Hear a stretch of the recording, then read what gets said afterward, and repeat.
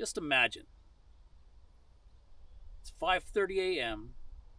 on April 9th, 1917. You're positioned just behind here. There's a woods back there, and that's what's called Dumbbell Camp. And you were in reserve for what has been called the greatest battle in victory that Canada has ever had. But at 5:30 a.m., you hear the thunderous boom from mines blowing up just on the ridgeline there. And that was followed up by the beginning of the guns.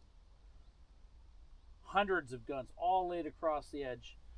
And that's where the famous, or the infamous, Canadian creeping barrage started, triggering the first wave of Canadians going over the top or emerging from the tunnels to dislodge the Germans from Vimy Ridge. And there you are in the back, still cold and wet. It was a really sleety day that day. And you could just watch from the distance that display of just pyrotechnic genius. It would have been crazy. Just outstanding.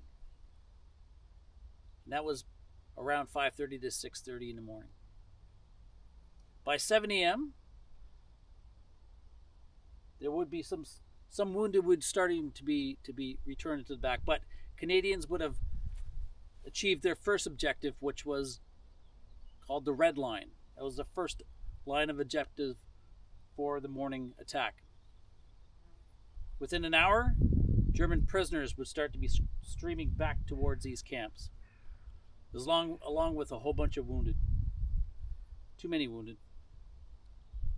So by 8 a.m., they had reached the Blue Line, the secondary objective in the morning attack.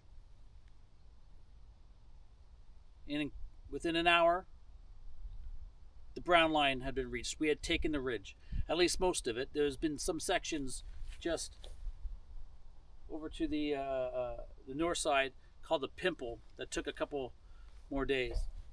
But incredibly, we would have made one of the greatest attacks in Canadian history and greatest victories in Canadian history, all within the course of about 3 hours.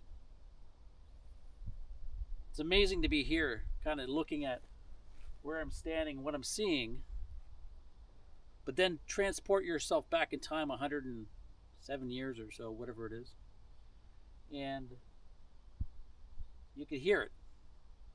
You could feel it. It's amazing.